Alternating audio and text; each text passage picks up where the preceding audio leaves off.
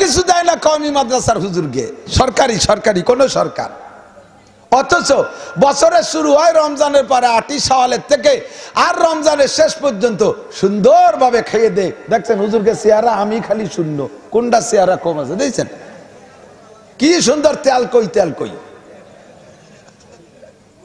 জামা কাপড়ের অভাব নাই, লুঙ্গি গুনিয়ে চারটি পারে না কড্ডুন, অভাব নাই, খাবারেরও অভাব নাই। ইমাম সাহেবরা তো আরো বেকায়দায় আছে, 30 বাড়ি 30 দিন খাবার, ঠিক না?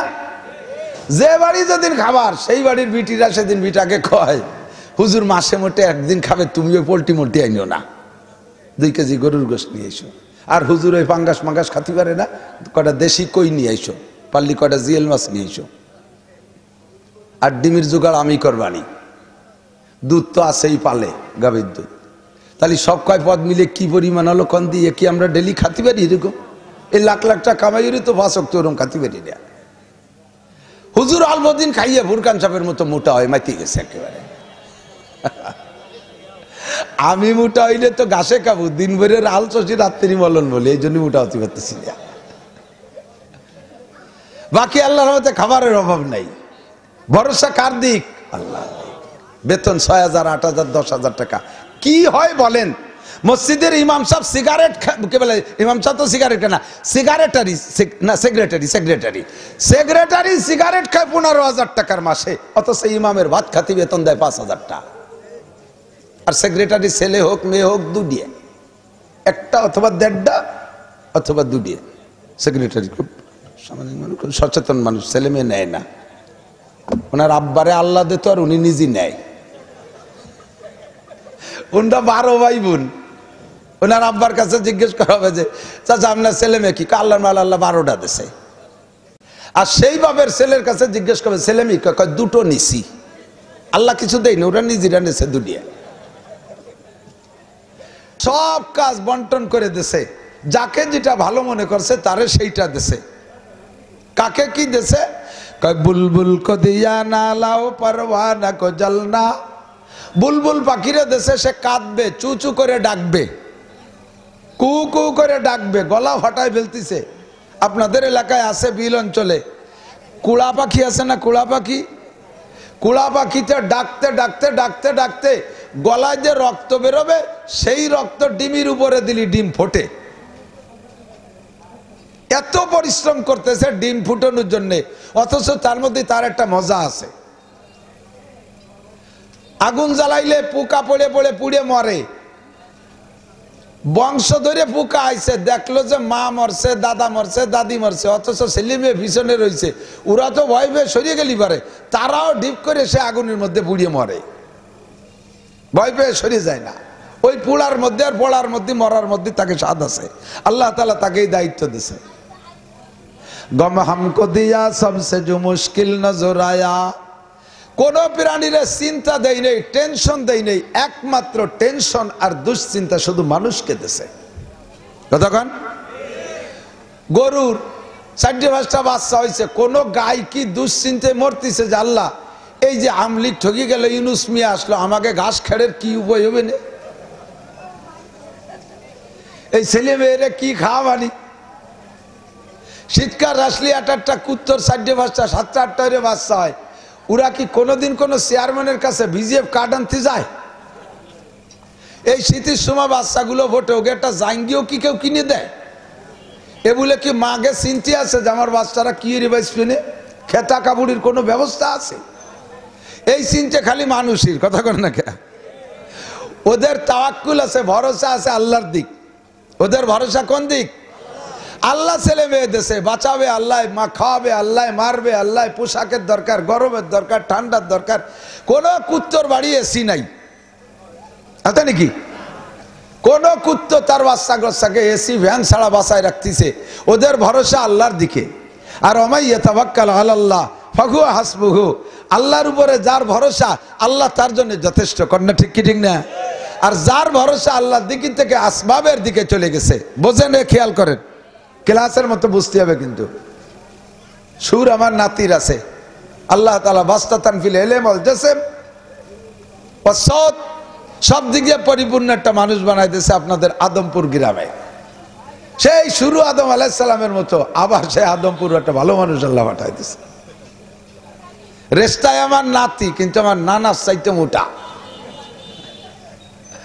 আল্লাহ অনেক সুন্দর কণ্ঠের অধিকারী, ভালো ভালো গজল টজল গাইয়ে গিয়ে আল্লাহর রহমতে ওয়াজ করছে। আমি বুঝতে পারছি, আমি শুনি নাই, যদিও আসতে দেরি হয়ে গেছে। আমার সুর নাই, এভাবে কাটা কাটা হবে, কষ্ট হবে নাকি আপনাদের? তো যাদের ভরসা আল্লাহর উপরে, ব্যবস্থা কে করে? আল্লাহ করে। আর যাদের ভরসা মখলুকের দিকে, আসবাবের দিকে, তারাই বিপদে পড়ে। সরকাররা, সব সরকার বলে, রাজনৈতিক সরকাররা বলে ক্ষমতার উৎস জনগণ, বলে কি বলে না? একটু কন্যা কি বিল্লাহ, নাউজুবিল্লাহ, কি বিল্লাহ, নাউজুবিল্লাহ। এই কথা বলার সাথে সাথে লোকটা মুশরিক হয়ে গেছে। জনগণের কোনো ক্ষমতা আছে? আমি প্রমাণ করে দিছি, আওয়ামী লীগের জনগণকে 16টা বছর সবক পড়াইছি, এক লাইনও মুখস্থ রায় নাই। 16 বছর যাবৎ পড়াইছি, শোনেও না, বোঝেও না, গাদ্দারি করে বেকামি করে চলে যায়। যার কারণে আল্লাহ চোখে আঙ্গুল দিয়ে দেখায় দিয়েছে জনগণ ক্ষমতার উৎস। মাননীয় প্রধানমন্ত্রী তৎকালীন, আমি আবার যেই হোক না কেন, বড়দের আমি সম্মানের সাথে কথা বলি, অনেকে খুব তুচ্ছ তাচ্ছিল্যের সাথে খারাপ ভাষায় উচ্চারণ করে, এটা ঠিক না, এটা ঠিক না। ইন্নামা ইয়ারিফুল ফাদলা মিনান নাস যাবুহু, সম্মানী এক সময় ছিল, এখন না থাকলেও তাকে অসম্মানের সাথে উচ্চারণ করা ঠিক না। তৎকালীন মাননীয় প্রধানমন্ত্রী জননেত্রী শেখ হাসিনা, সেই সময়কার, তার হাতে রাষ্ট্রীয় ক্ষমতা, রাষ্ট্রীয় একটা ক্ষমতা আছে না, পাওয়ারের ক্ষমতাই আলাদা। এই রাষ্ট্রীয় পাওয়ারের ক্ষমতা তার হাতে, সেনাবাহিনী তার হাতে, র্যাব তার হাতে, বিডিআর তার হাতে, আনসার তার হাতে, নৌবাহিনী তার হাতে, বিমান বাহিনী তার হাতে, যুবলীগ তার হাতে, ছাত্রলীগ তার হাতে, কৃষক লীগ তার হাতে, তাঁতি লীগ তার হাতে, পাতি লীগ তার হাতে, পুরুষ লীগ তার হাতে, মহিলা লীগ তার হাতে, আওয়ামী লীগ তার হাতে, এত লীগ হাতে, রাষ্ট্রীয় সমস্ত অস্ত্র শস্ত্র সব তার হাতে। তারা বলতো যে জনগণ ক্ষমতার উৎস, লক্ষ লক্ষ কোটি কোটি আমলিগও তার পক্ষে, অথচ সামান্য কয়টা পোলাপান স্লোগান দিয়েছে, আর সব লীগ পরাজিত হইয়া কোথা থেকে কোথায় ভেসে চলে গেছে। কথা বলেন ঠিক ঠিক না?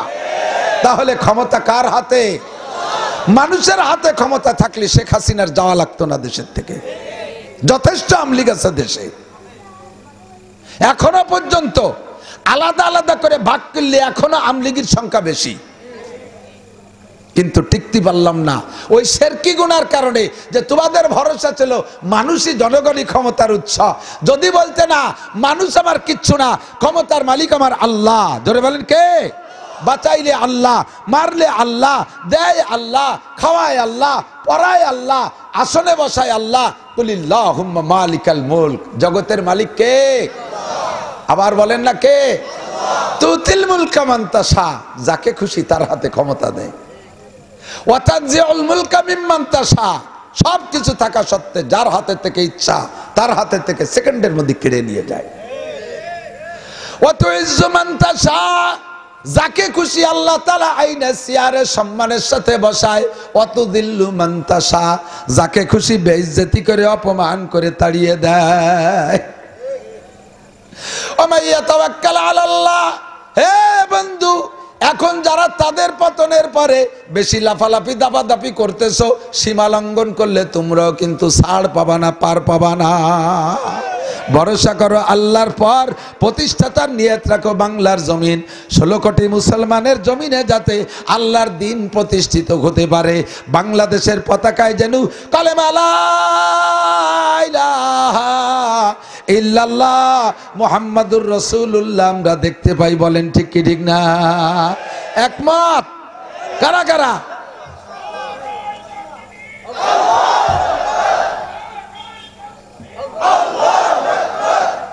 মাশাআল্লাহ, জাযাকুমুল্লাহ। প্রতিষ্ঠিত হোক আর না হোক, ফার্স্টে চাষ দেব। ওই চাষে সব মাঠগুলো প্রথম চাষটা হয়ে যাবে, এরপরে আবার কয়েকদিন খরা হবে, এই খরার পরে আবার একটা বৃষ্টি হবে, সেই বৃষ্টিতে দোয়ার দেওয়া হবে, এরপরে আর একটা খরা হবে, ওই খরার ভিতর দিয়ে বন মরে যাবে, যেটুক দূরে একটা তাজা তুজলি কুপাই টুপাই সেগুলো সাইজ করা হবে। 3 নম্বর বৃষ্টিতে এরপরে চাষ দিয়ে মাটি নরম হয়ে যাবে, বানবুন্নি দেওয়া হবে। এভাবে গনে গনে বৃষ্টির অপেক্ষা করত। মুরব্বীরা বলেন আল্লাহর রহমতে সেই নিয়মেই বৃষ্টি হতো, ঠিক না? আর যেদিন থেকে তোমরা আসমানি বৃষ্টির অপেক্ষা বাদ দিয়ে নিজেরা খুঁটো গাড়িয়ে নইছো, পাইপ পুঁতে ফিল্ড নিচের থেকে মাটি উঠানো পানি উঠানো শুরু করছো, সেই দিন থেকে আল্লাহ বৃষ্টির অনিয়ম শুরু করে দিয়েছে। যে সময় দরকার না সেই সময় জম্বের দিয়া দিয়ে ঘের বেড়ি সব ভাষায় চুবই দেবে, আর যে সময় দরকার সে সময় তোমাকে পাইপের তলেও পানি তাই না, মেশিনে স্টার দিলি ফক ফক করে গ্যাস ভরে শেষ, ঠিক কিনা?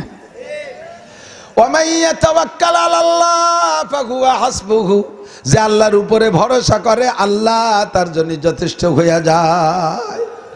যেই সমস্ত প্রাণী সমস্ত মখলুক এক মানুষ ছাড়া তারা আল্লাহর দিকে তাকায়, এই জন্য কুত্তর বাচ্চার খেতা কাপড় লাগে না, এই জন্যই তাদের বিজিএফ কার্ড লাগে না। একটা পাখিরও সরকারি চাকরি নাই, একটা পাখির জন্য সরকারি খাদ্য খোরাকের বরাদ্দ নাই। তাক দুঃখে মাসান ও তারুহু বেতানান, সকালবেলা খালি পেটে বের হয়, সন্ধ্যাকালে পেট ভরে বাসায় ফেরে। সকালবেলা পাখিগুলো খালি পেটে বের হয়, নিজের কোনো বাগ বাগান নাই, নিজের একটা আম গাছ লাগানো নাই, নিজের কারো খেত খামার নাই, অথচ সন্ধ্যাকালে একটা পাখিও খালি পেটে থাকে না। তাক দুঃখে মাসান ও তারুহু বেতানান, আল্লাহর রহমতে এই পাখির ভরসার মতো, পাখির তাওয়াক্কুলের মতো আমার কওমি মাদ্রাসার হুজুরদের সেই রকম তাওয়াক্কুল কাছাকাছি। আমাদের সরকারি কোনো বেতন নাই, বিজিএফ কার্ড নাই, কোনো হুজুরির পঙ্গু ভাতা নাই, 1 কাঠা জমি নাই ডাঙ্গায়, কেউ কিছু দেয় না কওমি মাদ্রাসার হুজুরকে, সরকারি কোনো সরকার। অথচ বছরের শুরু হয় রমজানের পরে 8ই শাওয়ালের থেকে, আর রমজানের শেষ পর্যন্ত সুন্দরভাবে খেয়ে দেয়। দেখছেন হুজুরকে চেহারা আমি খালি শূন্য, কোনটা চেহারা কম আছে দেখছেন? কি সুন্দর তেল কই, জামা কাপড়ের অভাব নাই, লুঙ্গি গুনিয়ে চাচ্ছি পারে না, কড্ডুন অভাব নাই, খাবারেরও অভাব নাই। ইমাম সাহেবরা তো আরো বেকায়দায় আছে, 30 বাড়ি 30 দিন খাবার, ঠিক না? যে বাড়ি যেদিন খাবার সেই বাড়ির বিটিরা সেদিন বিটাকে কয় হুজুর মাসে মোটে একদিন খাবে, তুমিও পোল্ট্রি মোল্টি আইনো না, 2 কেজি গরুর গোশত নিয়ে এসো। আর হুজুর ওই পাঙ্গাস মাঙ্গাস খাতি পারে না, কটা দেশি কই নিয়ে আইসো, পারলি কটা জিয়েল মাছ নিয়ে এসো। আর ডিমির জোগাড় আমি করবানি, দুধ তো আছেই পালে, গাভীর দুধ। তাহলে সব কয় পদ মিলে কি পরিমাণ হলো কন দিয়ে কি আমরা ডেলি খাতি পারি? এরকম এই লাখ লাখ টাকা কামাইয়েরই তো 5 অক্ট ওরকম খাতি পারি না। হুজুর অল্পদিন খাইয়ে ফুরকান সাপের মতো মোটা হয়, মাইতে গেছে একেবারে। আমি মোটা হইলে তো ঘাসে খাবো, দিন ভরে আল চষি রাত্রি মলন বলে, এই জন্য মোটা হতে পারতেছি না। বাকি আল্লাহর রহমতে খাবারের অভাব নাই। ভরসা কার দিক? আল্লাহ। বেতন 6,000, 8,000, 10,000 টাকা। কি হয় বলেন? মসজিদের ইমাম সাহেব সিগারেট কে বলে? ইমাম সাহেব তো সিগারেট না, সেক্রেটারি সিগারেট খায় 15,000 টাকার মাসে, অথচ ইমামের ভাত খাতি বেতন দেয় 5,000 টাকা। আর সেক্রেটারি ছেলে হোক মেয়ে হোক, 2 দিয়ে, একটা অথবা 1.5টা অথবা 2 দিয়ে। সেক্রেটারি খুব সামাজিক মানুষ, খুব সচেতন মানুষ, ছেলে মেয়ে নেয় না। ওনার আব্বারে আল্লাহ দিত আর উনি নিজে নেয়। উনটা 12 ভাই বোন। ওনার আব্বার কাছে জিজ্ঞেস করা হবে যে চাচা আপনার ছেলে মেয়ে কি? আল্লাহ আল্লাহ 12টা দিছে। আর সেই বাবের ছেলের কাছে জিজ্ঞেস করবে ছেলে মেয়ে, কয় 2টো নিছি, আল্লাহ কিছু দেয়নি, ওরা নিজেরা নিছে 2 দিয়ে। তাই সেক্রেটারি ছেলে মেয়ে মোটে 2 দিয়ে নেছে, সে 15,000 টাকার সিগারেট খায়। আর ইমাম সাহেব, আল্লাহর রহমতে ইমাম সাহেবের ছেলে মেয়ে জিজ্ঞেস করলি তাড়াতাড়ি কোথিও পারবে না, কয়টা? কয় বসো বালিশ গুনি আসি। যে কটা বালিশ সে কটা ছেলে মেয়ে। তো এত ছেলে মেয়ে নিয়ে 5-6 হাজার টাকায় আল্লাহর রহমতে খেয়ে দে বেশ ভালো আছে। ভরসা কার উপরে? কেন বরকত কোন জায়গায়? আল্লাহ তাআলা মারাত্মক কোনো রোগ ব্যাধি দেয় না। আল্লাহর রহমতে ওইরকম মহামারী আপদ বিপদেও পড়ে না, মালি মামলা কেস কাছারিতে পড়ে না, কোনো জয় ঝামেলা নাই। মহল্লায় যারাই বাইরে থাকে, বিদেশে থাকে, তারা ঈদের সময় হুজুরের জন্য, পুরো পরিবারের জন্য পোশাক আশাক, কাপড় চুপড়, রুমাল টুমাল সব পাঠায় দেয়, আতর মাতর সব পাঠায় দেয় ইত্যাদিভাবে আল্লাহ তাআলা বরকত করে দেয়। না খেয়ে মরতেছে না কোনো কওমি উলামায়ে কিরাম। সরকারের কাছে বিগত 55 বছরের সরকারের কাছে, আমলিগ বিএনপি জাতীয় পার্টি 3 সরকারের কোনো সরকারের কাছে আমরা কওমি উলামায়ে কিরাম চাকরির কথা বলি নাই, চাকরি চাই নাই, চাকরি নিয়ে আমরা আন্দোলন করি না।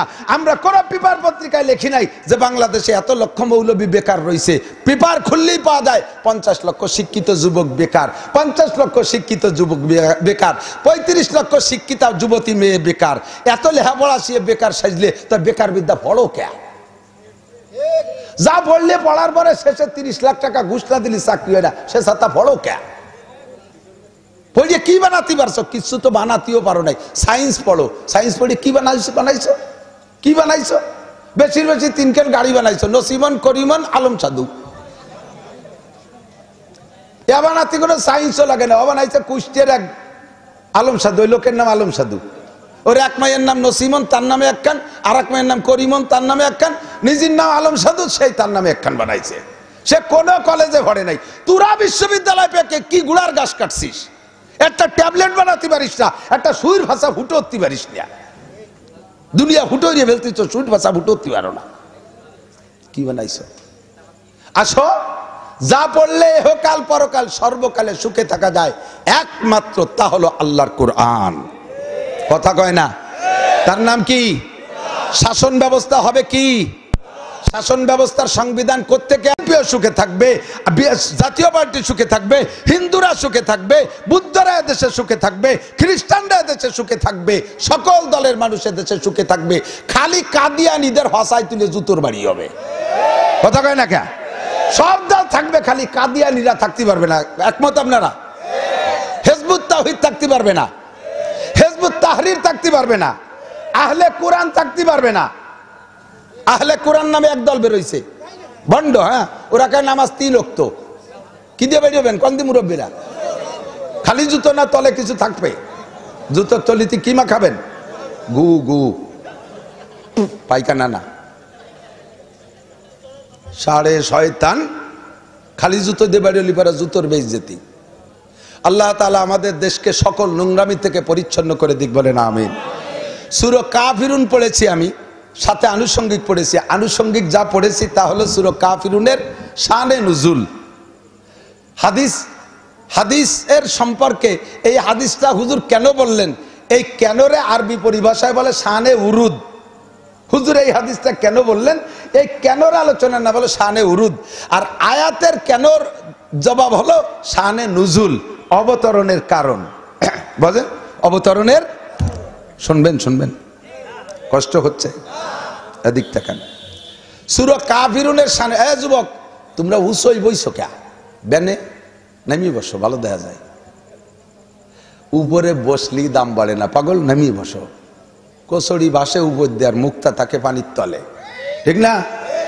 তার চাইতে আরো উদাহরণ আছে। মানুষ চলে মাটি দেয়ার, বান্দর থাকে গাছের মাথায়। উপরে উঠলি দাম বাড়ে না। তোরা একটু নামছো না, আর বেশি শুনিস না। আসো দোস্ত, ভিতরে নিচে আসো। তোমরা সবাই অত্যন্ত দাও কি মানে চিনতে হতে পারেন।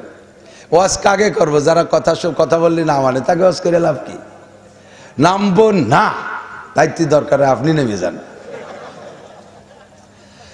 আল্লাহ ভদ্র মায়ের সন্তান যে, সে একবারে কথা মেনে নেয়। সন্তান যদি কথা না মানে, বোঝা যায় যে গোড়া খারাপ, ঠিক না? মা ভালো না, তার সাল মেয়ে কথা শুনবে কে? সূরা কাফিরুন, সূরার নাম কি? আমার সাথে পড়বেন। 6 আয়াত। কয় আয়াত? 6 আয়াত। 6 আয়াত যদি পড়েন তাহলে 1 নম্বরে এর ভিতরে সবচেয়ে বড় ফায়দা হলো আপনি আল্লাহর কাছে আপনার ঈমানটাকে শিরিক মুক্ত বলে পরিচয় দিচ্ছেন। রাতের বেলা যখন ঘুমাবেন, রাতের বেলা যখন ঘুমাবেন তখন 4টে সূরা পড়বেন। 4টে সূরা পড়ে সারা গায়ে মালিশ করবেন। তার ভিতরে প্রথম হলো সূরা কাফিরুন। সূরা কাফিরুনের ভিতরে আপনার পরিচ্ছন্ন ঈমানের পরিচয় দিচ্ছেন। লা আ'বুদু মা তা'বুদুন। আল্লাহু আকবার। তোমরা যার পূজা করো আমি তার পূজা করি। আমি কার পূজা করি? কুল হুয়াল্লাহু আহাদ। 2 নম্বর কি? কুল হুয়াল্লাহু আহাদ। বলো সেই আল্লাহ একক। সূরা কাফিরুর ভিতরে সমস্ত দেব দেবী 33 কোটি যা কিছু আছে সবগুলোকে লাথি মাইরা চিৎ করে ফেলাই দিয়া সূরা ইখলাসের ভিতরে কুল হুয়াল্লাহু আহাদ বলে আমার আল্লাহকে এক বলে স্বীকার করেছি। দুইটাই ঈমানের আয়াত, দুইটাই ঈমানের সূরা। এরপরে আল্লাহর কাছে পানা চাই শয়তানের হাত থেকে। কুল আউযু বিরাব্বিল ফালাক মিন শাররি মা খালাক, কুল আউযু বিরাব্বিন নাস মিন শাররিল ওয়াসওয়াসিল খান্নাস। সবগুলোর ভিতরে আল্লাহর কাছে পানা চাই। 4টে সূরা পড়ে সারা গায়ে হাতে ফু নিয়া যতদূর হাতে নাগাল পায় শরীরে ফুক নিয়ে ঘুমাবেন ইনশাআল্লাহ। রাতের বেলা যা জিন পরি দাও দত্ত শয়তান ময়তান কোনো কিছুতে আপনারা ক্রিয়া করতে পারবে না। সকাল বিকেল বা পারলে 5 ওয়াক্ত নামাজে এই 4টে সূরা পড়ে শরীরে ফুক নেবেন। কোনো জাদু মন্ত্রে ক্ষতি করতে পারবে না, কোনো দেও দানবে ক্ষতি করতে পারবে না। মানুষের ক্ষতি, জিনের ক্ষতি, সব ক্ষতি থেকে আল্লাহ পাক হেফাজত করবে। বলেন আলহামদুলিল্লাহ। প্রথম সূরা সূরা কাফিরুন। এই সূরাটা নাজিল হওয়ার আগে ঘটনা একটু আজীব। নবী আলাইহিস সালাতু ওয়াস সালাম নবুয়তি পেয়েছেন 40 বছর বয়সে। গারে হেরা থেকে নবুয়তি পাইয়া বাসায় আসছে। হুজুর যে আজকে নবী হয়েছেন এটা হুজুর নিজেও কিন্তু টের পায়নি। হুজুর জিবরিল আলাইহিস সালামের সাথে সাক্ষাৎ হয়েছে, ইকরা বিসমির 5 আয়াত পড়াই দিয়েছে। জিবরাইল বুকের সাথে ধরে এমন 3টে চাপ মারছে হুজুরের পাজরের হাড়ের মধ্যে ঢুকে যাওয়ার মতো এরকম হুজুর কষ্ট পাইছে। বাসায় আসছে কাঁপতে কাঁপতে, জ্বর এসে গেছে। আইসা এই ভীত সন্ত্রস্ত অবস্থায় বাসায় যখন ঢুকছে, সাইয়্যিদাতু নিসাঈদ দুনিয়া ওয়াল আখিরাহ, দুনিয়া আখিরাতের সব নারীদের তৎকালীন নেত্রী খাদিজাতুল কুবরা রাদিয়াল্লাহু তাআলা আনহা হুজুরের স্ত্রী। ঘরে মেয়েরা কেউ ঘরে নাই, মেয়েদের সে সময় বিয়ে হয়ে গেছে সবাই। খাদিজা হুজুরকে দেখে বলতেছে, হুজুর কি খবর, এরকম কেন? হুজুর এসে বলতেছেন, জাম্মিলুনি জাম্মিলুনি, আমারে কম্বল দিয়ে জড়াই ধর, আমার গায়ে জ্বর এসে গেছে, কাঁপ এসে গেছে। খাদিজা বলতেছেন, ঘটনা কি বলেন? তো হুজুর বলতেছে, খাদিজা আমি এই 40 দিন তো জাবালে নূরে গারে হেরাইছিলাম। আজকে রাতটা হলো সম্ভবত রমজান মাসের 27-এর রাত, অথবা 25-এর রাত, অথবা 23-এর রাত, অথবা 21-এর রাত, অথবা 29-এর রমজান হবে। এই রাত্রে আমার সামনে একটা লোক অপরিচিত বিশাল বডিওয়ালা আইসা আমারে বলতেছে, ইকরা পড়েন। আমি কইলাম পড়তে পারি না। আবার কয় পড়েন, আমি আবারও বললাম পারি না। এভাবে 3বার বাকবিতণ্ড হওয়ার পরে ফাগাত্তানি মা সাদরিহি, আমারে বুকের সাথে ধরে এমন জোরে চাপ দেছে তার আমি সহ্য করতে পারি না। এরপরে আমার মুখ দিয়ে বেরোয় গেছে, ইকরা বিসমি রাব্বিকাল্লাযী খালাক খালাকাল ইনসানা মিন আলাক ইকরা ওয়া রাব্বুকাল আকরাম আল্লাযী আল্লামা বিল কলাম আল্লামাল ইনসানা মা লাম ইয়ালাম। একটু জোরে বলি সুবহানাল্লাহ। 5টা আয়াত যখন নবী পড়ে শুনাইলেন, খাদিজা রাদিয়াল্লাহু তাআলা না মুস্কি মুস্কি হাসতেছে। একবার যায় হাসিই দিয়েছে। হুজুর কয়, খাদিজা আমারে এই নির্জনে অন্ধকারে পাহাড়ের গুহার মধ্যে অপরিচিত ব্যক্তি আইসা বুকের সাথে জড়াই ধরে চাপা মেরে এমন কষ্ট দিয়ে গেল, যেই কষ্টে আমি জ্বর এসে গেছে, কম্পন এসে গেছে। বিপদটা তোমারে বললাম, তুমি না আমার সাথে সহমর্মী হবা, তুমি কেন হাসো? আমার বিপদে কি তুমি খুশি? খাদিজা কয়, ওগো আল্লাহর নবী, ওগো আমার প্রিয় স্বামী, আপনি তাওরাত পড়েন নাই, ইনজিল পড়েন নাই। খাদিজা শিক্ষিতা মহিলা ছিলেন, বড় ধনী পরিবারের মেয়ে ছিলেন, বড় ব্যবসায়ী ছিলেন নিজেও। খাদিজা বলেন, ওগো নবী, ওগো আমার প্রিয় স্বামী, আপনি তাওরাত আর ইনজিল পড়েন নাই। আমি তাওরাত আর ইনজিল 2টা কিতাবই পড়েছি। আর 2 কিতাবের ভিতরে আখেরি নবী মুহাম্মদুর রাসূলুল্লাহ সাল্লাল্লাহু আলাইহি ওয়াসাল্লাম বিশ্ব নবীর যা আলামত আর নিদর্শন আমি পড়েছি। ছোটবেলায় থেকে আপনাকে দেখি, আমি তো আপনার চাইতে 15 বছরের বড়, একই এলাকায় আমাদের জন্ম। শিশুকাল থেকে আপনাকে দেখে আসতেছি, ছোটবেলা আপনাকে দেখেছি, শৈশব আপনার দেখেছি, আপনার যৌবন দেখেছি, দেখেছি। এ পর্যন্ত দেখতে দেখতে 40টা বছর আপনি আমার সামনে, আমি সেই তৌরাতের মধ্যে যা পড়েছি সব কিছু আপনার মধ্যে মিল পেয়েছি। আমার মনে মনে ধারণা ছিল, 100% বিশ্বাস ছিল, শেষ নবী মুহাম্মদুর রাসূলুল্লাহর যে আলামত তৌরাত ইনজিলে পড়েছি, এই আলামত এই লোকটার মধ্যে যেহেতু মিলে যায়, নিশ্চয় এই লোকটা হবে শেষ নবী। এতদিন আল্লাহ আপনাকে নবুয়তি দেয় নাই, ভয়ের কোনো কারণ নাই। আমি তৌরাত ইনজিলে পড়েছি, জাবালে নূরে এই অবস্থায় আপনাকে জিব্রাইলের মাধ্যমে নবুয়তি দেওয়া হবে, ভয়ের কোনো কারণ নাই। যেই লোকটা আপনাকে জড়িয়ে ধরেছে, উনি ভূতও না, প্রেতও না, উনি জেনও না, পরিও না, উনি দেও না, দানবও না, ভয়ের কোনো কারণ নাই। ইন্নাহু জিবরিল আলাইহিস সালাম, জোরে কন্না সুবহানাল্লাহ। উনি হলেন জিবরিল আলাইহিস সালাম। আতাকাল্লাহুন নবুওয়াতা ওয়ার রিসালাতা, আল্লাহ পাক আপনাকে আজকে রাতে নবুয়তি আর রিসালাত দান করেছে। যেই 5টা কথা বলেছেন তৌরাতের সাথে মেলে না, যেই 5টা কথা বললেন ইনজিলের সাথে মেলে না, দুনিয়ার কোনো জাদু মন্ত্রের সাথে মেলে না, কোনো কবির কাব্যের সাথে মেলে না, স্বতন্ত্র কালাম। নিশ্চয়ই হাদা কালামুল্লাহ ওয়া হাদা কালামু রাব্বিনা, আপনি যে বাণী শুনাইলেন এইটা হলো আল্লাহর কালাম, কোরআনের বাণী। খাদিজা নবী আলাইহিস সালামকে বুঝাই দিয়েছে আজকে নবুয়তি পাইছেন, নবী কিন্তু টের পাই নাই। বুকের সাথে জড়িয়ে ধরছে, জড়িয়ে ধরে সান্ত্বনা দিলে হুজুর বলতেছেন, আল্লাহ আজকে যদি আমার ঘরে খাদিজা না থাকতো, আমার মাও নাই, বাপও নাই, মেয়েদের বিয়ে শাদী হয়ে গেছে, আমি এমন বড় অসহায়, আমার ভাইও নাই, বোনও নাই, আমার এই নবুয়তি ধরে রাখার ক্ষমতা ছিল না, খাদিজা আমারে সান্ত্বনা দিয়ে রাখছে। রব্বুল আলামিন কিয়ামতে জান্নাতের ভিতরে 1 নম্বর ঘর, এদিক তাকান, 1 নম্বর ঘর যেন আমার খাদিজার জন্য তৈরি হয়ে যায়। নবী পাকের সেই দোয়া আল্লাহ সাথে সাথে কবুল করে নিয়েছে। আমার দিক 9 বাস, 9 ট্রাক, 9 পিকআপ, 9 নসিমন, যা কইছি 3 ইঞ্জিনিয়ারের 3 গাড়ি।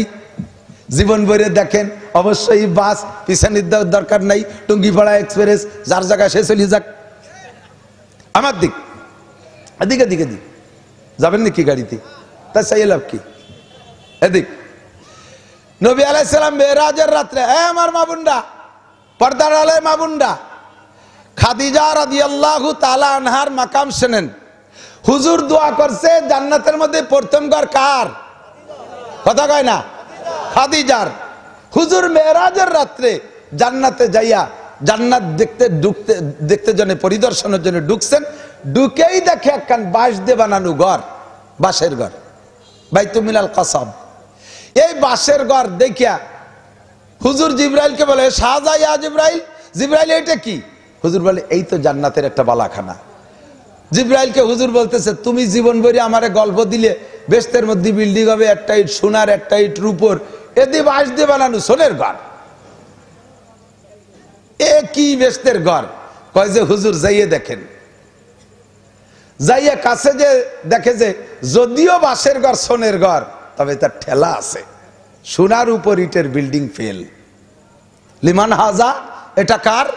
কয় যে হাজা লি খাদিজাতিক। গেটে লেখা আছে দেখেন, এটা খাদিজা ম্যানশন। ম্যানশন লেখা থাকে না, খাদিজা নীড়, খাদিজা ভবন, খাদিজা মঞ্জিল।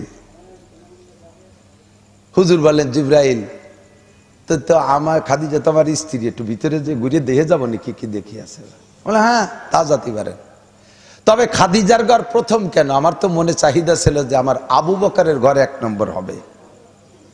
তো জিবরিল বললেন, আপনি যেদিন গারে হেরা থেকে আমার চাপ খাইয়া নবুয়তি নিয়ে বাসায় গেলেন, সে সময় আপনার আবু বকর জানে না, আপনার নবুয়তি ধরে রাখার সহযোগিতা করেছিল আপনার খাদিজা। আর আপনি দোয়া করেছিলেন আল্লাহ প্রথম ঘরটা খাদিজার হবে এবং জান্নাতের সব ঘরের থেকে ব্যতিক্রম হবে। তাই জান্নাতের সব ঘর সোনার উপর ইটের বিল্ডিং, খাদিজার ঘরটা ব্যতিক্রম, বাস আর সোনের ঘর। আর এইটাই প্রথম ঘর, আপনার দোয়া কবুল হয়ে গেছে। সেই দোয়ার বদৌলতে খাদিজার ঘর প্রথম ঘর। আমার মা বোনরা, খাদিজা জান্নাতের মধ্যে প্রথম ঘরটা পাইছে বাপের দোয়ায়। কথা কয় না? কার দোয়া? ভাইয়ের দোয়া, শ্বশুরের দোয়া, শাশুড়ির দোয়া, মামা খালুর দোয়া, দুলোবাইয়ের দোয়া। কার দোয়া? স্বামীর দোয়া। জান্নাতের ভিতরে প্রথম ঘর। কাজেই মেয়েদের জন্য শরীয়তের বিধান, আসে যায় মাসালা যেটুক বলে যাই, খেয়াল করবেন। কোন স্বামী যদি মহিলাকে, স্ত্রীকে বলে আমার বিনা অনুমতিতে জীবনও বাপের বাড়ি যাইতে পারবা না, তাহলে ওই মহিলার বাপ যদি মারা যায়, স্বামীর কাছে অনুমতি নেওয়ার সুযোগ পাচ্ছে না, স্বামী অনুমতি দেয় নেই, বাপ মরে গেলে ওই মহিলা বাপরে দেখতে যেতে পারবে না, মাকে দেখতে যেতে পারবে না, কেউরে দেখতে যেতে পারবে না যদি স্বামী অনুমতি না দেয়। আর আমাদের দেশে মহিলারা স্বামী মরা, বাপ মরা, 13 খাদার বিলির ওই ভাষে একজন মরছে, বিল সিরিয়ে সেই উড়াকান্দির বিটিকে মতো লেয়াজ উঁচু, ওই যে গোড়ার মতো দৌড়তি তালে হচ্ছে দলে দলে, কিছু হয় না। ওই বাড়ি যে কান্দিছে সেই বাড়ির সবাই কান্দে, উনিও সাথে সাথে কান্দিছে।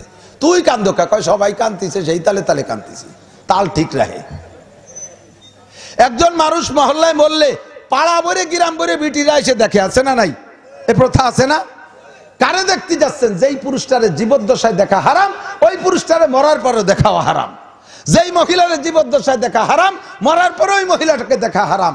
চাষি মারা গেছে, দেওর পুত, বাসুর পুত, ভাগ্নেরা মানে স্বামীর ভাগ্নে, এরা আইসে সব মামিরে শেষবারের মতো একটু দিয়ে যাই, চাষিরে শেষবারের মতো দেখে যাই। এই মরা মানুষটার সাথে জেনা করতেছ, সেই গুনাহ লেখা হবে। চাষিরে জীবদ্দশায় দেখা জায়েজ নাই, মামিরে জীবদ্দশায় দেখা জায়েজ নাই, মাওইরে জীবদ্দশায় দেখা জায়েজ নাই, বাবিরে জীবদ্দশায় দেখা জায়েজ নাই। এই সমস্ত প্রতিবেশীদেরকে যাদের জীবদ্দশায় দেখা জায়েজ নাই, তাদেরকে মরার পরও দেখা জায়েজ নাই। আল্লাহু আকবার। তো খাদিজা রাদিয়াল্লাহু তাআলা জান্নাতের ভিতরে এই মর্যাদা পেয়েছেন কার দোয়ায়? কার দোয়ায়? এই জন্য স্বামীর বিনা হুকুমে কিচ্ছু করতে পারবে না বলে। তাহলে আমরা মহিলাদের স্বাধীনতা কোথায় গেল? কত স্বাধীনতার দরকার চাচি? স্বাধীনতা নীতি 12টা বাজাই ফেলাইছেন। স্বাধীনতা নীতি দাম কত কমাইছেন জানেন? আগে বিটারা বিয়ে করত, বিটারা দেনমোহর দিত, এখন বিটারা বিয়ে বসে, মাইয়েরা বিয়ে করে। এই জন্য দেনমোহর ওরা দেয়, দেনমোহরের নাম হয়ে গেছে যৌতুক। বিটারা কোনো পয়সা করি দেয় না, যা দেবা বিটিরা দেবা, উল্টো ফেলাইছে সবটা। কতক্ষণ ঠিক না? বিয়ে সংক্রান্ত মেয়ের বাড়ি, বিবাহ সংক্রান্ত, আবার খেয়াল করে না, খেয়াল করতেছেন? বিবাহ সংক্রান্ত মেয়ের বাড়ি কোনো খানা হবে না, যখন যেটা এসে যায় সেটা কয়ে দিয়ে যেতে। বিবাহ সংক্রান্ত মেয়ের বাড়ি কোনো খানা হবে না, বরযাত্রী খাওয়া হবে না, জায়েজ নাই। মেয়ের বাপের উপরে চাড়া দিয়ে, চাপ দিয়ে, ভর দিয়ে তার পাড়ায় ধরে 200 খাওয়াতে হবে, 250 খাওয়াতে হবে। ওই বাপেরটা কামাই রে থুয়েছে সেই বাড়ি, সুসদ্দাল খাইয়ে থাও না, ওই বাড়ি যাবা খাতি? গরুটা তুমি কিনে দিবা? ও বেটা মাইয়ে জন্ম দিয়ে অন্যায় করছে, সেই অন্যায়ের জরিমানা বিচার আদায় করতে যাচ্ছে 250 লোক নিয়ে খাওয়াইয়া। টাকা দাও 2 লাখ 5 লাখ, কে টাকা দেবো? কে তোর টাকা দেবো কি জন্য? তুই আরো টাকা দিবি, যে টাকা দিবি সেই টাকার নাম দেনমোহর। মাইয়া লাখ 1 পয়সাও দেবে না। কেন দেবে? কিচ্ছু দিতে পারবে না।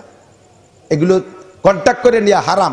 শুয়ারের গোশ খাওয়া যেমন হারাম, যৌতুক কন্ট্যাক্ট করে নেওয়া ওইরকম হারাম। শুয়ারের গোশ যেমন হারাম, যৌতুক কন্ট্যাক্ট করে নেওয়া ওইরকম হারাম। একটু ঠিক কয় না? খাইয়ে বসে রয়েছেন নাকি? না নিয়ত করে বসছেন যে সামনেবার বিয়ে নেব?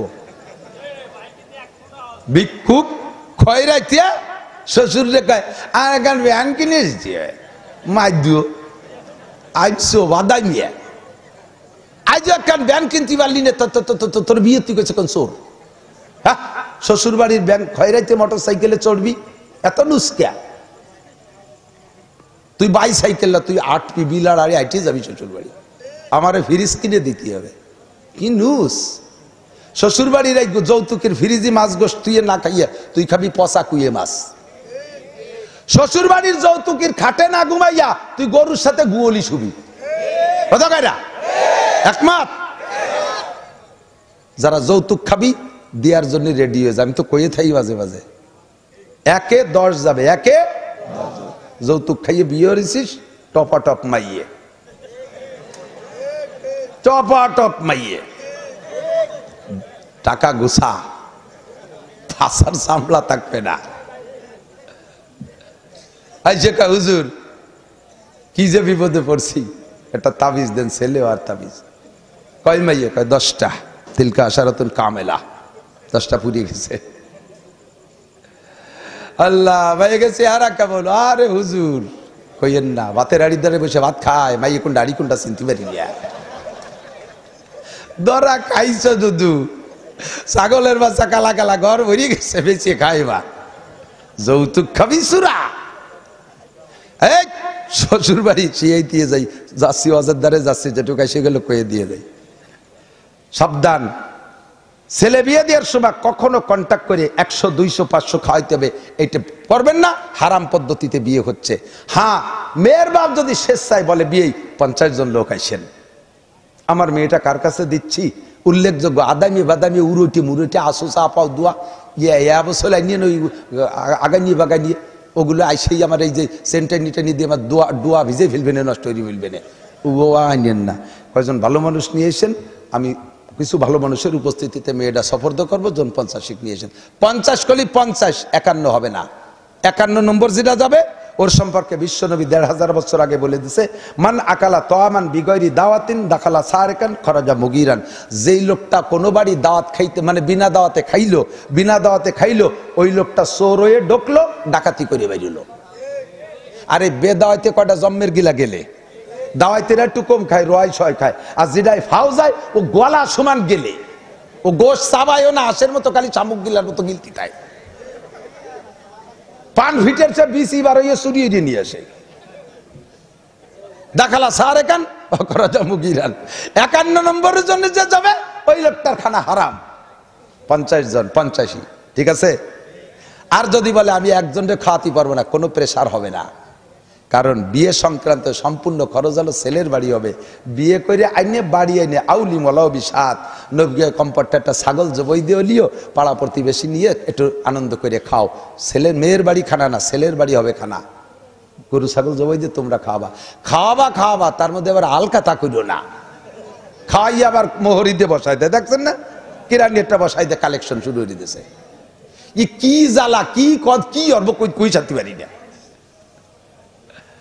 একটু মুসলমানি দিয়ে সে জায়গা আবার খাওয়া দিয়ে সে জায়গা কালেকশন, বউ বাতা করে কালেকশন, আকিকা দিয়ে কালেকশন, সব জায়গা কালেকশন। এই কালেকশন, এই জাতীয় এই সমস্ত সুন্নতি খানার এগেনস্টে যে কালেকশন হবে, এই কালেকশনের টাকা সুদিয়া টাকার চাইতে হারাম, শুয়ার বেচাটা আসছে হারাম, শুয়ারের গু খাওয়ার চাইতে হারাম। মুসলমানি দিয়ে এক ছেলেরে মুসলমানি দিয়ে গরু একটা মারি দিয়ে খাওয়াইছে, গরু সব মিলিয়ে 2.5-3 লাখ টাকা খরচ, কালেকশন হয়েছে 5 লাখ টাকা। হুশ নাই, ছেলে মোটে একটা, তাজ মুসলমানি দিয়ে 2 লাখ, কি করবো, নিজেও আর একবার নেবো নি মুসলমান, ভালো হইতো ব্যবসা, সহজ ইনকাম, নেও। শয়তানের দল কোথাকার। খাদিজা রাদিয়াল্লাহু তাআলা আনহা, আমার দিক তাকান, জান্নাতের ভিতরে প্রথম ঘর কার? একটু কান্না, কার দুয়ায়?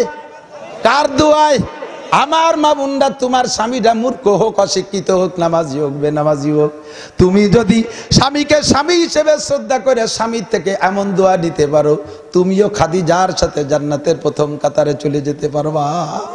মহিলা, তুমি নামাজ পড়ো, দিনদারির সাথে চলো, পর্দার মধ্যে থাকো। ভালো করে জেনে নাও, হযরত আলী রাদিয়াল্লাহু তাআলা আনহু আর ফাতেমা স্বামী স্ত্রী। আলী নবী পাকের আপন চাচাতো ভাই, আর ফাতেমা হুজুরের মেয়ে আপন চাচাতো ভাইয়ের সাথে নিজের মেয়ে বিয়ে দিয়েছে। এ জামানায় যদি ঘটে তাহলে তো ও লোকে মসজিদই জাতি দেবে না, কিন্তু এটা জায়েজ। এটা কি জায়েজ? খেয়াল করি তো, আলী আর ফাতেমা রাদিয়াল্লাহু তাআলা আনহুমা দুইজন শুয়ে আছে ঘরে। চলে যাই, এই টুক করে চলে যাচ্ছে গোড়ার দিক। না, প্রত্যেক রাত্রে 2 টিপ, কয় জায়গা মারা যায়।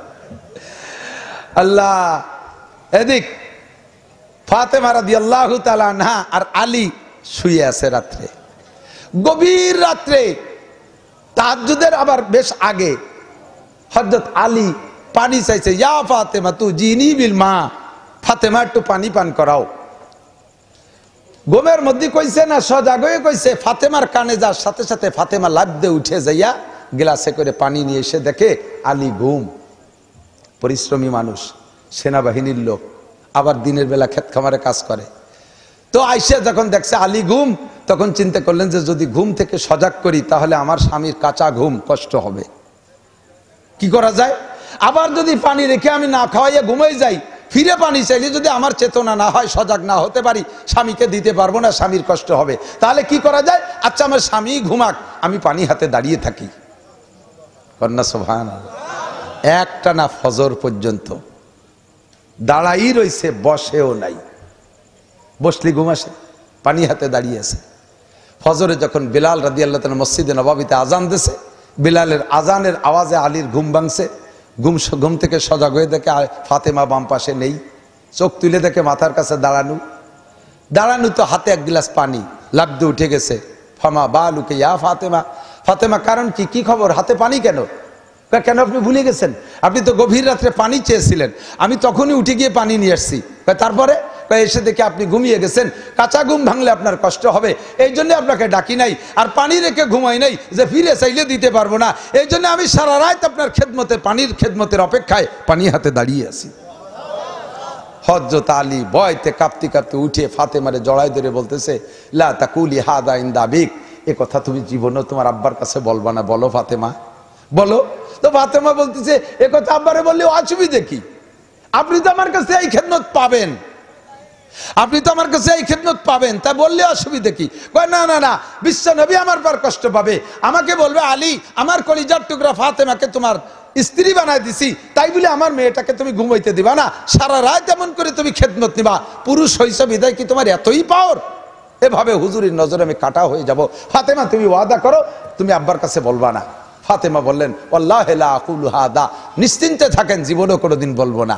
বলার সাথে সাথে আলী যখন ইতমিনান হলেন, নিরাপদ হলেন, সন্দেহমুক্ত হলেন, সাথে সাথে দোয়া করলেন, রব্বি জাল হাদিহি রব্বি জাল যাওজাতি সাইয়্যিদাতা নিসাই আহলিল জান্নাহ, আল্লাহ তুমি আমার স্ত্রী ফাতেমাকে জান্নাতি সমস্ত নারীদের নেত্রী বানায় দাও। ফাতাকাব্বালাল্লাহু দুআআহু, আল্লাহ তাআলা দোয়া কবুল করে ফেলাইছে। হযরত আলী নিশ্চিন্তে মসজিদে গেছে নামাজ পড়তে, ফাতেমা তো ঘরে নামাজ পড়ছেন। হযরত আলী অন্যান্য সাহাবারাও যেমন অন্যদিন ফজরের নামাজ পড়ে হুজুর পূর্ব দিক মানে মুসল্লিদের দিকে ফিরে বসে, রাতের বেলা হুজুর যদি করে স্বপ্ন দেখে থাকেন সেটা হুজুর সাহাবাদেরকে বলেন, অথবা নতুন কোনো ঘটনা হলে সেগুলো বলেন, অথবা সাহাবায়ে কেরামরা স্বপ্ন দেখলে হুজুরের কাছে বলেন, হুজুর তার ব্যাখ্যা দেন, কোন শরীয়তের মাসালা আসলে এগুলো বলেন। তো এমন করে ফিরে বসলে সব সাহাবা বসে, আলী, আবু বকর, উমর, উসমান ইনরা সামনেই বসে। আজকে হযরত আলী সামনে না বইসা পিছনে চলে গেছে। পিছনে যাইও নিরাপদ না, ভয় পাচ্ছে যে আল্লাহ, ফাতেমা তো বলবে না, কিন্তু বলনেওয়ালা সাংবাদিক তো আছে, এই সাংবাদিক যদি কইয়ে দেয় আর এই জায়গায় যদি নবী জানিয়ে ফেলে রাতারাত, তাহলে তো এই মানুষের মধ্যে আমার অ্যারেস্ট করবে রে। কাজেই টুক করে আজকে উঠে চলে গেছে, বসে নাই, বাসায় চলে গেছে। যারা হাজী সাহেব আছেন তারা বলতে পারবেন, মসজিদে আলী, মসজিদে নববীর থেকে মসজিদে বেলালের দিকে যাইতে ওই দিকে যে একটা মসজিদে আলী নামে একটা মসজিদ ছিল, এখন ভেঙে সেটাকে সমতল করে অন্য কিছু পার্ক বানায় ফেলাইছে। ওই জায়গা ছিল হযরত আলী রাদিয়াল্লাহু তাআলা ফাতেমার বাড়ি, বা আলী বাসায় চলে গেছে। বাসায় যাইয়া ঘরের মধ্যে যে চুপ করে বসে কাঁপতেছে, আল্লাহ কোনো খবর না আসে। হুজুর যখন মুসল্লিদের দিকে ফিরে বসছে, এমনি দেখে যে জিবরিল আলাইহিস সালাম মসজিদের দুয়ারে। মসজিদে নববীতে সে সময় অনেকগুলো গেট ছিল, তার একটা গেট এখনো হাজী সাহেব যারা আছেন তারা জানতে পারবেন, বাবে জিব্রাইল নামে একটা গেট আছে। বাবে জিব্রাইল মানে জিব্রাইল গেট, ওই জায়গা জিব্রাইল এসে দাঁড়াইছে, এই জন্য ওই গেটটার নামও রেখে দিয়েছে বাবে জিব্রাইল। জিব্রাইল এত ভোরে কোনোদিন আসেন না, আগে পরে আসেন, এই টাইমে তেমন আসেন না। আজকে ওখানে এসে যখন দাঁড়াইছে, হুজুর আলাইহিস সালাম ফিরে তাকাইয়ে সালাম দিয়েছে জিবরিল। হুজুর উত্তর দিয়ে বললেন, ফামা বালুকা ফামা শানুকা ইয়া জিব্রাইল, এ জিব্রাইল ঘটনা কি? এই সময় তো আপনি আসেন না, কোনো সুসংবাদ না দুঃসংবাদ? হুজুর ওই জিবরিল মানুষের মধ্যে না বলে হুজুরকে একটু ডেকে নিয়ে আসলেন। হুজুর একটু আমার কাছে আসেন, কাছে ডেকে নিয়ে বলতেছেন, হুজুর আজকে রাত্রে আলী আর ফাতেমার মধ্যে এরকম একটা ঘটনা ঘটে গেছে, যেই ঘটনার প্রেক্ষিতে আলী ফাতেমার জন্য ফজরের সময় দোয়া করছে, আর সেই দোয়া আল্লাহ তাআলা কবুল করছে। আমি সেই সুসংবাদটা নিয়ে আসছি, আল্লাহ তাআলা সাথে সাথে আলীর দোয়া কবুল করে জান্নাতের সমস্ত নারীদের নেত্রী ঘোষণা দিয়েছে আপনার ফাতেমাকে। আল্লাহ আমারে দায়িত্ব দিয়েছে আজকে দিনের মধ্যে যে কোনো সময় খবরটা আপনারে পৌঁছাইতে, কিন্তু এত ভালো খবর আজ আমি সন্ধ্যা পর্যন্ত দেরি করবো, আমারও কলিজায় মানাচ্ছে না, তাই আমি ভোরে ভোরে চলে আসছি। এত ভালো খবর দিতে দেরি করব, এই জন্য তাড়াতাড়ি চলে আসছি। খবর শুনিয়ে হুজুরির কেমন লাগতেছে কন্ত? হুজুর সাহাবায়ে কিরামদেরকে বললেন ইজলিসু আলা মাকানিকুম, যে যেখানে এসো বসে থাও, আমি খবরটা একটু বাড়ি পৌঁছে আসি। হুজুর ওই খবর নিয়ে আলীর বাড়ির দিক যাচ্ছে, বা আলী উকি মারি দেখে যে নবী আলাইহিস সালাম আসতেছে, আলী বাড়ি স্টক করার মতো। ওরে সর্বনাশ, যা ভয় পাইছে হয়ে গেছে মনে হয় তাই ঘটনা। ঘরের তে বেরোইয়া পিছনে যাইয়া ঘরের আড়ালে দাঁড়াই রয়েছে। হুজুর আলাইহিস সালাম যাইয়া চৌকাট ধরে বলতেছে আসসালামু আলাইকুম আফিল বাইতে ফাতেমা ও আলী, ঘরে কি আলী ফাতেমা আছেন? হযরত আলী কথা বলতেছেন, উনি তো ওই ধারে। ফাতেমা উত্তর দিয়ে বলে লব্বাইক ইয়া আবি, জি আব্বা জান কি খবর? মা একটু এদিকে আসবে? জি মা, জি আব্বা। কাছে আসছে, আসার পরে বলছে মা আজকে রাত্রে তোমার আর আলীর মধ্যে কি ঘটনা ঘটছে? আলী তো ওই বাসতে শুনতেছে। আল্লাহ কয়, আলী কয় ওরে আল্লাহ, কি বিপদে পড়ে গেছি, আজকে রাত্রে কি ঘটনা ঘটছে? তো ফাতেমা রাদিয়াল্লাহু তাআলা আনহা হুজুরকে বলছে আব্বা জান আগে একটা মাসালা বলেন, তারপরে আমি বলবো। কয় মাসালাটা কি? কয় মাসালা হলো একটা বিষয় স্বামী নিষেধ করছে আর আব্বা আদেশ করছে, এই মুহূর্তে কার হুকুম মানা ফরজ? তো হুজুর বললেন আব্বারটা বাদ দিয়ে স্বামীরটা মানা ফরজ। আব্বারটা বাদ দিয়ে, মনে আছে আমি মাসালা গোড়াই বলে আসছি, বাপ মল্লিও জানাজায় যাইতে মানে দেখতে যদি স্বামী নিষেধ করে কেন যাবে না? মাসালা শুনে নেন। স্বামী বলছে, স্বামী নিষেধ করছে আর আব্বাই আদেশ করছে, এই সময় কারটা মানতে হবে? নবী ফতোয়া দিলেন স্বামীরটা মানতে হবে, আব্বারটা মানা যাবে না। তখন হযরত ফাতেমা বললেন আব্বা রাতের ঘটনা যদিও সামান্য কিছুই না, কিন্তু আমার স্বামীর কাছে আমি ওয়াদা করেছি আমি বলবো না, সে আমাকে বলতে নিষেধ করছে, কাজে আমি বলতে পারবো না। হুজুর বললেন তোমার বলা লাগবে না, সব মা ইয়ান্তিকু আনিল হাওয়া ইন হুয়া ইল্লা ওয়াহয়ুহা, মুহাম্মদ হারগিজ না গুপ্তে তা না গুপ্তে জিবরাইল, জিবরাইল হারগিজ না গুপ্তে তা না গুপ্তে রব জলিল। আল্লাহ পাক পাঠায় দেশে জিবরাইলকে, রাতের খবর সব আমারে জিবরাইল জানাইছে, ও মা বলা লাগবে না। তবে তুমি আমার আলীকে সন্তুষ্ট করতে পেরেছো, আলীর দোয়া আল্লাহ কবুল করেছে, আল্লাহ পাক তোমাকে জান্নাতি নারীদের নেত্রী ঘোষণা দিয়েছে। আমার মা বোনরা সাক্ষী দাও, আমার বন্ধুরা বলেন, আমার বাপ ভাইরা বলেন, হযরত ফাতেমা জান্নাতি নারীদের নেত্রী হয়েছে আব্বার দোয়ায় না স্বামীর দোয়ায়? জোর হলো না? কার দোয়ায়? ও মহিলা, এই জন্য স্বামীকে সন্তুষ্ট রাখবা বৈধ পন্থায়। আল্লাহর নবী বলেন, সাহাবায়ে কিরাম বলছেন, জিজ্ঞেস করছেন আইয়ুমা ইমরাতিন খায়ের, ওগো আল্লাহর নবী সমস্ত নারীদের মধ্যে এদিক থেকে না, সমস্ত নারীদের মধ্যে কোন নারী সবচাইতে ভালো? কোন নারী সবচাইতে ভালো? আল্লাহর নবী জবাব দিলেন তাসুররুহু ইযা নাযারা ইলাইহা, তাসুররুহু ইযা নাযারা ইলাইহা, ওই নারী সবচাইতে ভালো যেই নারীর দিকে তার স্ত্রী, যেই নারীর দিকে তার স্বামী তাকানোর সঙ্গে সঙ্গে স্বামীকে এমন একটা অভিনয় দেখাবে, এমন একটা অঙ্গভঙ্গি দেখাবে স্ত্রীতে, এমন একটা মুচকি হাসি দেবে, চেহারার অঙ্গভঙ্গির ভিতরে এমন একটা অভিনয় করবে যা দেখে স্বামীর মনে যত কষ্ট থাকুক সব দূর হইতে বাধ্য হবে, স্বামী খুশি হয়ে যাবে। এমন একটা আচরণ যদি স্বামীকে স্ত্রী দেখাইতে পারে, ওই নারী সবচাইতে ভালো। তুতিউহু ইযা আমারা, ওই নারী সবচেয়ে ভালো যেই নারী স্বামীর সমস্ত বৈধ হুকুমগুলো বিদ্যুৎ গতিতে পালন করে। এক গ্লাস পানি এনে দাও, বলতে দেরি আনতে দেরি নাই। ভাত বেড়ে দাও, বলতে দেরি দিতে দেরি নাই। কাপড় ধুয়ে দাও, বলতে দেরি দিতে দেরি নাই। জুতো সোজা করে দাও, বলতে দেরি দিতে দেরি নাই। মশারি টানাইয়া দাও, বলতে দেরি দিতে দেরি নাই। ল্যাপটা গায়ে দিয়ে দাও, বলতে দেরি দিতে দেরি নাই। যত বৈধ হুকুম আছে সবগুলো বিদ্যুৎ গতিতে পালন করে, তবে হুকুম হইতে হবে বৈধ, অবৈধ হুকুম পালন করা যাবে না। লা তাআতা লি মাখলুকিন ফি মাসিয়াতিল খালিক, আল্লাহর নাফরমানি করে কোনো মানুষের ফরমাবরদারি করা যাবে না। স্বামী যদি বলে তোমার কাগজ জমা দিয়ে ব্যারাকের থেকে টাকা এনে দাও, এ কথা মানা যাবে না। স্বামী যদি বলে আমার ছোট ভাই কলেজে পড়ে তার সাথে বাপের বাড়ি যাও, তাহলে এ কথা মানা যাবে না। স্বামী যদি বলে আমার বন্ধুদের সাথে শিক্ষা সফরে কুয়াকাটা, কক্সবাজার, সুন্দরবনের জঙ্গলের মধ্যে দিয়ে ঘুরিয়ে আসো, এ কথা মানা যাবে না। কথা বলেন ঠিক কি ঠিক না? স্বামী যদি বলে আমি ঈদের দিন বন্ধু নিয়ে আসবো, টেবিলে বসবো, তুমি আমার বন্ধুদের খানা পরিবেশন করবা, গায়ে মাথায় কাপড় রাখতে পারবা না, এ কথা মানা যাবে না। স্বামী যদি বলে আমারে বিড়ি ধরাই দাও, এ কথা মানা যাবে না। স্বামী যদি কয় গাজায়া বা ফেন্সি ঢিল আমারে আগায় দাও, এ কথা মানা যাবে না। স্বামী যদি কয় বোরকা ছাড়া বাজারে যাও, এ কথা মানা যাবে না। স্বামী যদি বেপর্দা করতে বলে, এ কথা মানা যাবে না। স্বামী যদি মজলিসের মধ্যে গান বাজনা গাইতে বলে, এ কথা মানা যাবে না। স্বামী যদি বৈধ কাজের হুকুম করে বিদ্যুৎ গতিতে পালন করবে। নবী পাক বলেন এই মহিলা দুনিয়ায় সবচাইতে ভালো। কষ্ট হয়ে যাচ্ছে আপনাকে? আমার হয়ে যাচ্ছে আলহামদুলিল্লাহ।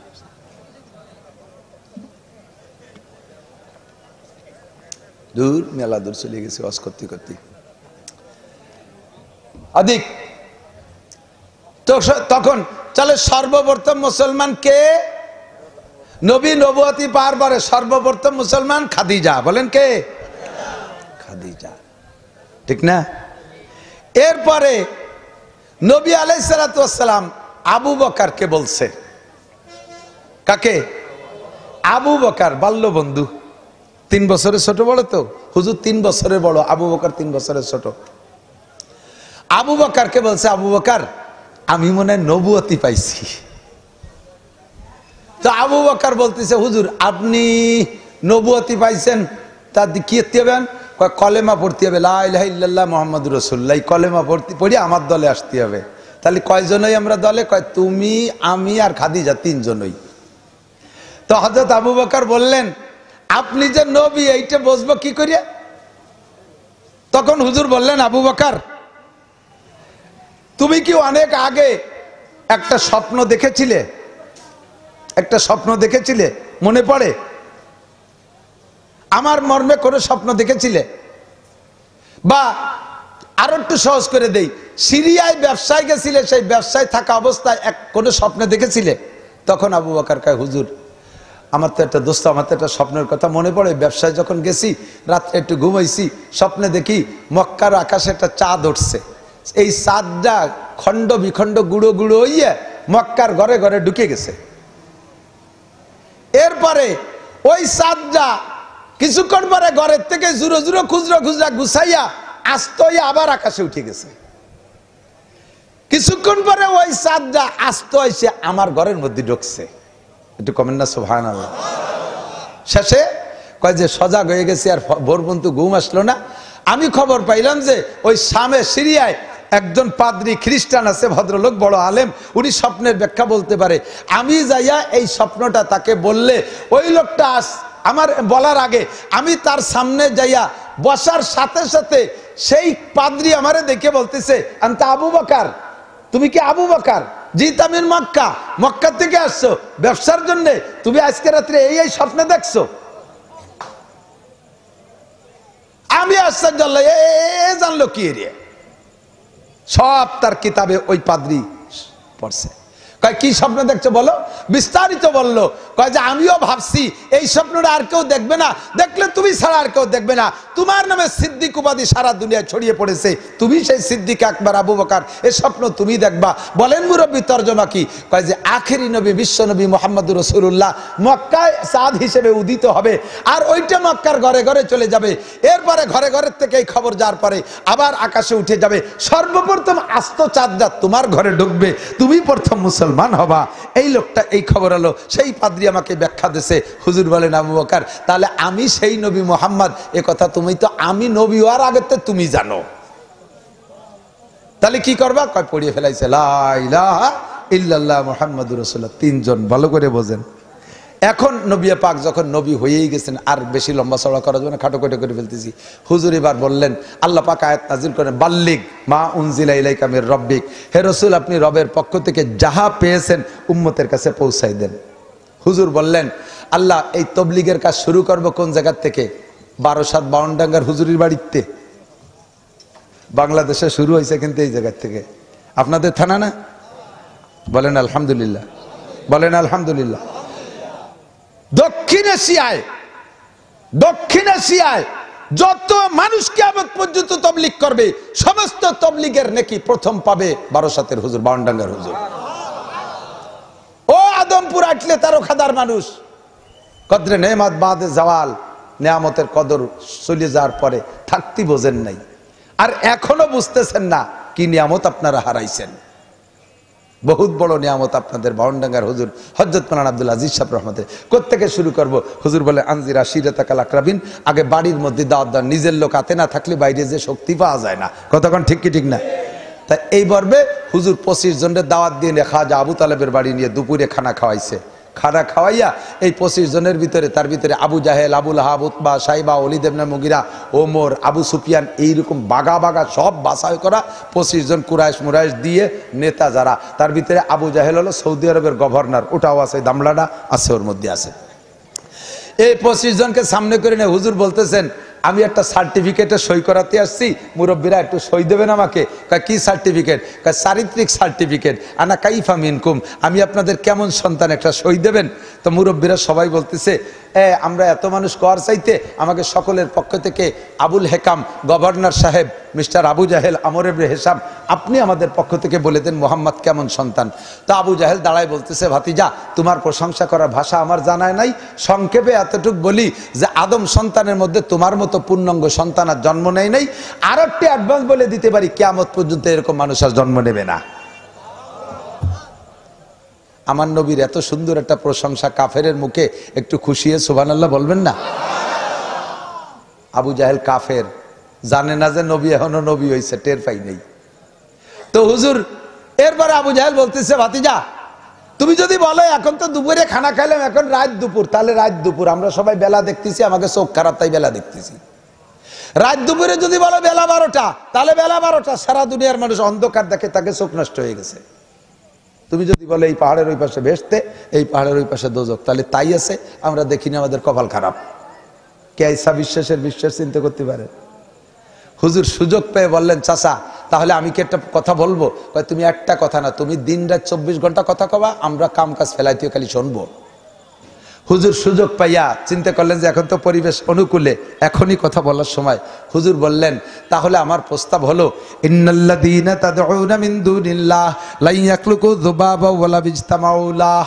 এদিক আমার হিন্দু ভাইরা থাকলেও লক্ষ্য করে শুনবেন, আল্লাহ পাক কোরআনে কারিমে বলেছেন, নবী তাই শুনে দিচ্ছেন, আপনারা যার পূজা করেন, আপনারা যার, এই আয়াতের তরজমা, ইন্নাল্লাযীনা তাদউনা মিন দুনিল্লাহ, আল্লাহ ছাড়া তোমরা আর যাদের কাছে প্রার্থনা করো, সিজদা দাও, সেবা দাও, মুনাজাত করো, তোমাদের জীবনের সর্বসর্ব কিছু তার কাছে চাও, সারা দুনিয়ার সমস্ত এই দেবদেবীগুলোকে যদি একত্রিত কইরা তাদেরকে দায়িত্ব দাও, লাই ইয়াখলুকু যুবাবান, সবাই মিলে একটা মাছিও বানাইতে পারবে।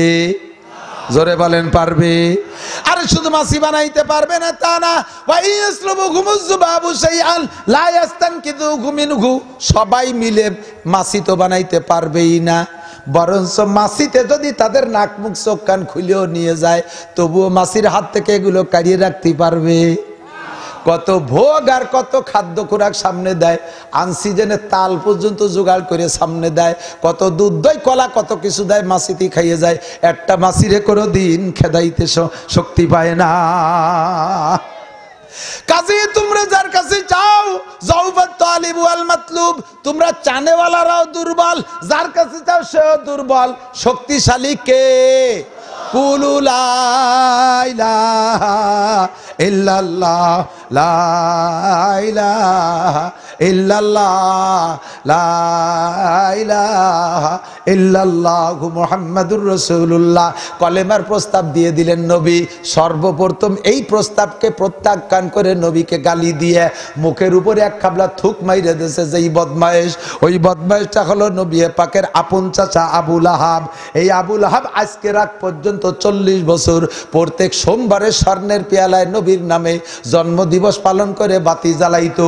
ওইটা নবীকে কয় তাব্বাল্লাকা ইয়া খাসিস আলী হাজা দাওয়াতানা, ধ্বংস হয়ে যা মোহাম্মদ কপাল পোড়া, 40 বছর তোর নামে জন্মদিবস পালন করে সোনার পেয়ালায় বাতি জ্বালাইছি, আজকে তুই বাপদাদার ধর্মের মুখে চুনকালি দিলি, তুই ধ্বংস হয়ে যা। আল্লাহ পাক সূরা নাজিল করে দিলেন নবী পাককে, তাব্বাত ইয়াদা আবি লাহাবি ওয়া তাব। ও নবী, ও একা আপনারে একবার বদদুয়া করেছে, ও ডেলি কমপক্ষে 1 লক্ষ বদদুয়া পাবে। সারা পৃথিবীতে 200 কোটি মুসলমানের কমপক্ষে 2 কোটি মানুষ তো নিয়মিত নামাজ পড়ে, 2 কোটি মানুষের মধ্যে কমপক্ষে লাখখানিক মানুষ ডেলি তাব্বাত ইয়াদা সূরা পড়ে। এই তাব্বাত ইয়াদা সূরা পড়ে মানে আবুল আহাবরে বদদুয়া করে, ওই একবার বদদুয়া করছে, ডেলি লাখবার বদদুয়া পাবে, আপনি টেনশন করেন না। এই আবুল আহাব থুক মাইরে এরপরে 25 জন নবীকে গালাগালি করতে করতে বেরোয় চলে গেছে। নবী পাক মুখখানের থেকে থুক মুইসা রুমাইল দিয়ে মুখটা ঢাইকা বাসায় গেছে, পাশেই বাড়ি। ঘরে যে দেখে খাদিজা আর আবু বকর বসা মিটিং এর অপেক্ষায়, হুজুর যখন ঘরে গেছে আবু বকর চেহারা দেখে বুঝে ফেলাইছে। তারপরে জিজ্ঞেস করছে এই হুজুর মিটিং এর খবর কি? হুজুর কয় আবু বকর মিটিং এর খবর ভালো না, এই আমার সাথে আচরণ করছে। কয় হুজুর চিন্তা করেন না, আল্লাহ পাক রব্বুল আলামিন ধৈর্যশীলের সাথী আছে, ভয় পেন না, নিশ্চিন্তে থাকেন। আবু জাহেল ঘরে যাইয়া ও বুঝে ফেলাইছে পণ্ডিত, বিশ্ব বদমায়েশ, শয়তান শিখাইতেছে আরে যদিও মোহাম্মদের রস তোমরা খাও নাই, ও মোহাম্মদ যে জায়গা যাবে সেই জায়গা যাই ইচ্ছে ঘাটি গাড়িয়ে ফেলবে, সে জায়গার মানুষ তার ভক্ত হবে। কাজেই মোহাম্মদ যাওয়ার আগে খেলা তুমি জমাই দাও, তুমি বিভিন্ন রাষ্ট্রপ্রধানের কাছে চিঠি লেখো, নইলে সে জায়গা যে মোহাম্মদ সেই রাজা বাচ্চাকে দলে নিলি, তোমাকে মক্কা থেকে ভিটে ছাড়া করে তাড়াই দিবে, তাড়াতাড়ি চিঠি লেখো। শয়তানে বুঝাইছে।